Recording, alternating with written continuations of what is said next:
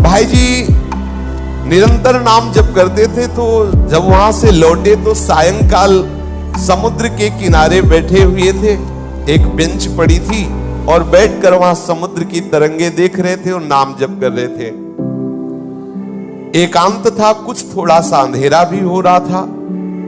Bench पर बैठे नाम चिंतन करते हुए समुद्र की तरफ देख रहे थे तो अचानक देखा कि बेंच के समीप एक पारसी सज्जन खड़े हुए हैं। सफेद पोशाक, सफेद पाग बांधे हुए ऐसे खड़े हैं। बहुत देर तक भाई जी उनकी तरफ देखते, फिर नाम जप करते, फिर देखते और वो खड़े ही रहे। भाई जी ने सभ्यतावश कहा, साहब बैठ जाइए। अब वो बोले डरिएगा नहीं। भाई जी ने कहा, मैं क्यों डरूंगा? बोले नहीं, मैं कोई आदमी नहीं हूं, मैं प्रेत हूं। एक बार भाई जी को पसीना आ गया, जैसे कोई एकदम बोलेला कि तो एकदम। उसने पहले कहा कि आप डरिएगा नहीं, मैं प्रेत हूं। सुनते ही भाई जी के पसीना आ गया। मतलब एकदम अचानक किसी को भी ऐसा हो जाएगा।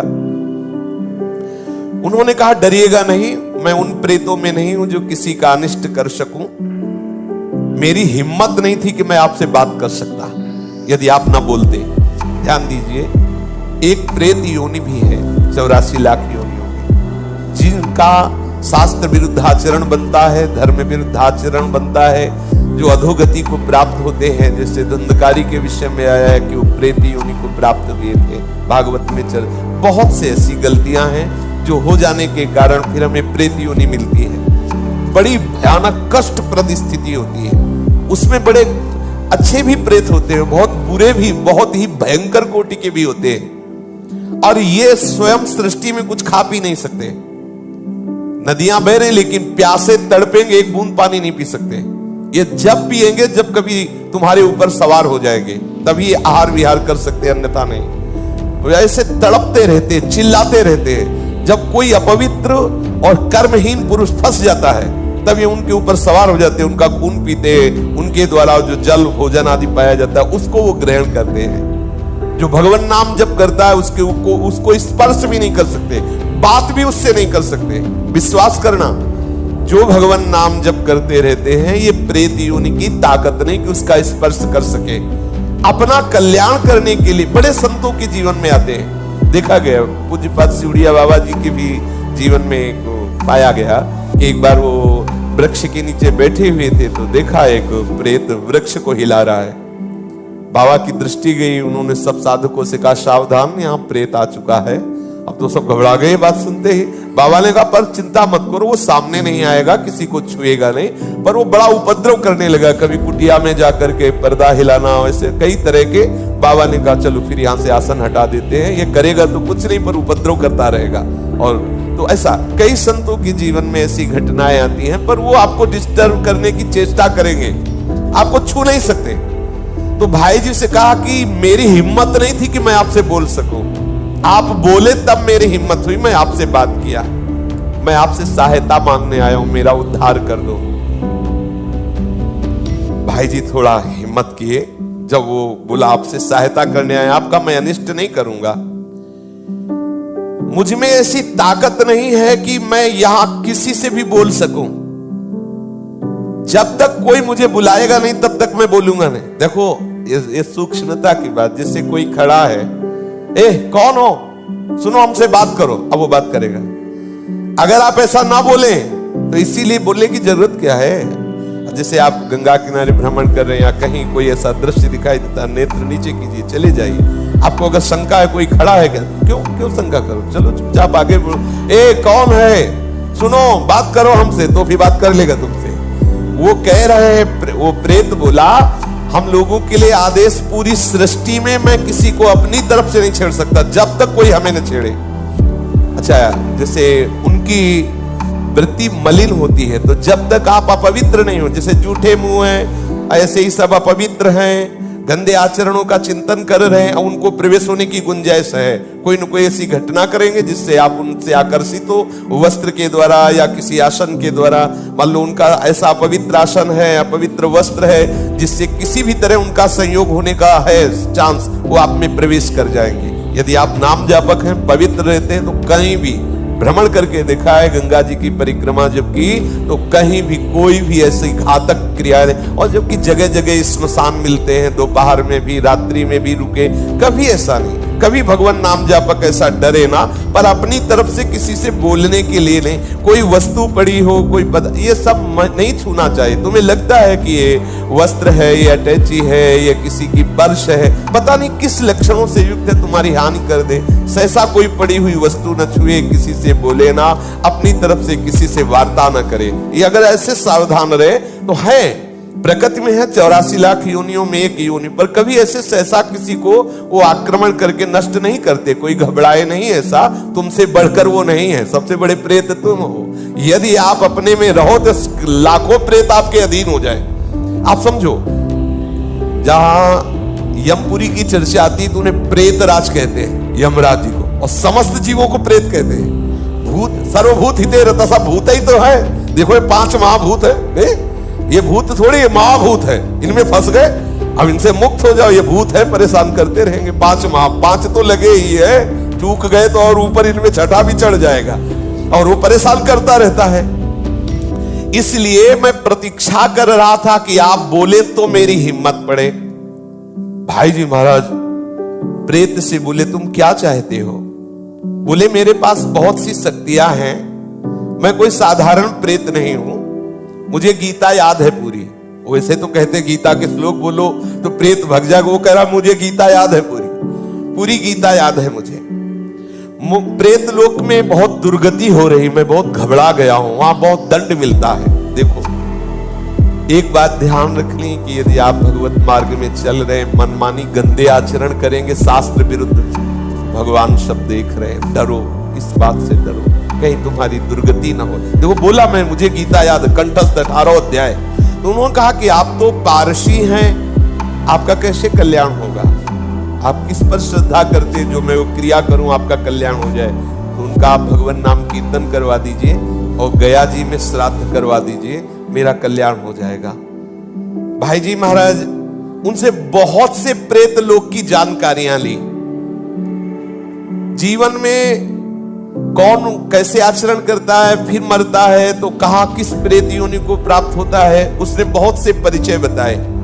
बहुत से उन व्यक्तियों के नाम बताए जो भाई जी के परिचय के थे, मरे और भूत बने, उनके भी बताए कि वो वहां अमुक अमुक गति को प्राप्त है। और बताया कि कुछ ऐसे भयंकर प्रेत होते हैं जिनको मतलब बस में करना बहुत कठिन होता है। अत्याचारी लोग जो भयंकर प्रकृति वाले, वो जब मरते हैं तो बहुत, अब जैसे कोई सतोगुणी है, थोड़ा साधन भजन शास्त्र स्वाध्याय करता है, लेकिन कोई भयंकर अपराध बन गया, गलती बन गई, तो ऐसी दुर्गति हो जाती है। जैसे विजय कृष्ण गोस्वामी जी के चरित्र में आता है कि वो परिक्रमा दे रहे थे तो देखा वृंदावन में कुछ भक्तजन भंडारा कर रहे थे, तो उनको बुलाया विजय कृष्ण जी को कि आइए आप भी प्रसाद ले लीजिए। वो भक्तों का समुदाय है, 3 बजे सुबह परिक्रमा कर रहे थे, तो उन्होंने प्रसाद लिया, अपनी कुटिया में रख दिया। दिनचर्या करके जब उधर देखा तो उसमें सब गंदे पदार्थ, अभक्ष्य पदार्थ। उनका ऐसा कैसे हो सकता है कि भक्त लोग इतने सब निकृष्ट पदार्थ और सब मल की तरह दुर्गंध आए। दूसरे दिन फिर परिक्रमा की तो फिर वो समुदाय दिखाई दिया। तो उन्होंने कहा कि आप लोग कौन हो, ऐसे अभक्ष्य पदार्थ, ऐसे गंदे पदार्थ? तो बोले हम सब प्रेत हैं। यही वृंदावन की बात। बोले आप कैसे प्रेत बन गए? तब उन्होंने अपनी अपनी घटनाएं बताई। जैसे एक बताया कि श्री ठाकुर जी के लिए जो अमनिया आता है उसको हम बिना ठाकुर जी को अर्पित किए अपने प्रयोग में ले लिए, इसलिए हमारी गति बिगड़ गई। ध्यान देना है, जैसे जो भी वस्तु मान लो मंदिर आदि में है जो प्रभु के लिए आती है, सबसे पहले प्रभु को अर्पित हो। यदि आप वस्तु आई और अपने घर ले गए, अपने प्रयोग में किए, वो अपराध है। जिनके ले आई उनको अर्पित करो, आप प्रसाद भुगता बनो, अमनिया नहीं। कोई भी पदार्थ वैष्णव को अमनिया सेवन नहीं करना चाहिए। ऐसा नंदगांव के एक पुजारी की भी बात है। कई ऐसे दृश्य आते, इसलिए बहुत सावधान। जैसे एक प्रसंग हमने संतों से सुना कि किसी संत को संत सेवा के लिए कुछ अर्थ मिला और उनके भाई आए, उन्होंने कहा कि घर में बहुत समस्या है, अगर अर्थ मिल जाता तो हम कुछ दिनों बाद वापस कर देते। तो लाखों की उसमें संख्या में उन्होंने अर्थ अपने घर वालों को दिया। अच्छा, घर वाले इसलिए वापस नहीं किए कि बड़े भैया ही तो हैं, तो जब वो पधारे तब वो अधोगति को प्राप्त हो गए। ये ध्यान देने की आपको गौशाला के, गौ सेवा के लिए, संत सेवा के लिए, जिसके लिए जो वस्तु दी जाती है ठीक वही लगनी चाहिए। उसे आप अपना मान करके प्रयोग करेंगे तो आपकी गति बिगड़ जाएगी। जैसे आपने 500 संतों के भंडारे के लिए पैसा लिया, तो आप सेवक रूप से खूब मेहनत करो, संतों की जूठन पालो और जितना रुपया है पूरा संत सेवा में लगा दो, तो आपको भगवत प्राप्ति का मार्ग प्रशस्त हो जाएगा। लेकिन आपने क्या किया कि 100 का लगा दिया, 400 का, ये अपराध बन रहा है। ये आपकी बुद्धि को मलिन करके और ऐसे आचरण करवा देगा जिससे आपकी गति बिगड़ जाए। देखो, यहाँ मनमानी आचरण कर ले, लेकिन निर्णायक बैठा हुआ है, आपकी एक एक चेष्टा को देख रहा है। इसलिए देखो, आप डरो इस बात से। 18 अध्याय गीता के याद में प्रेत बना हुआ टहल रहा है और भाई जी से प्रार्थना कर रहा है कि बहुत दुर्गति होती है, बहुत मार पड़ती है, न पानी पी सकते हो, न खा सकते हो, कितना हमें क्लेश दिया जाता है। वो अपनी सब बातें बताने लगा। उन्होंने बताया कि 6 महीने पहले जिनकी मृत्यु हुई थी वो भी प्रेत बने, और भाई जी को परिचय बताने लगे कि आप विश्वास करो, मैं सबको जानता हूं जो जो बनकर के प्रेत लोक में गए हैं। एक हरिराम के ब्राह्मण थे, उनसे भाई जी ने कहा कि मैं गया तो नहीं जाऊंगा, आप जाकर के उनका श्राद्ध कराएं और नाम कीर्तन का अनुष्ठान हम करते हैं। गया में उस प्रेत के लिए पिंडदान कराया और खूब नाम कीर्तन किया। जब पिंडदान और नाम कीर्तन उनके लिए पूरा हुआ तो चौपाटी में ही बैठे हुए तो फिर वो प्रेत आ गया और उसने बहुत अश्रु प्रवाह करते हुए कृतज्ञता से कहा, अब मेरा काम हो गया, मुझे प्रेत लोक से उद्धार किया जा रहा है, मैं आपकी बार बार कृपा मनाऊंगा कि आपने मेरे को दुर्गति से बचा लिया।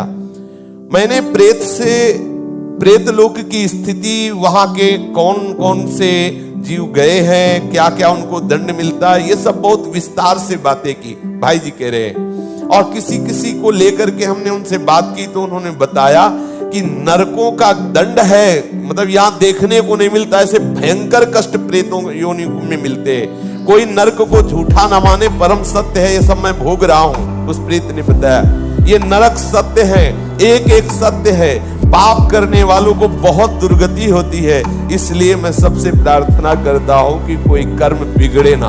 भाई जी ने कहा, मैं सबसे प्रार्थना करता हूं कि कोई कर्म बिगड़े ना, सावधान। अपने लोग समझते हैं कोई देख नहीं रहा, लेकिन जिनको देखना है, जिनको निर्णय करना है, वो तो निश्चित देख रहे हैं। भाई सावधान, हम बहुत डरते रहे, कोई अपराध न बने, कोई गलती न बने, इस जन्म में प्रिया प्रीतम मिल जाए, यही सार बात। श्री राधा वल्लभ लाल की।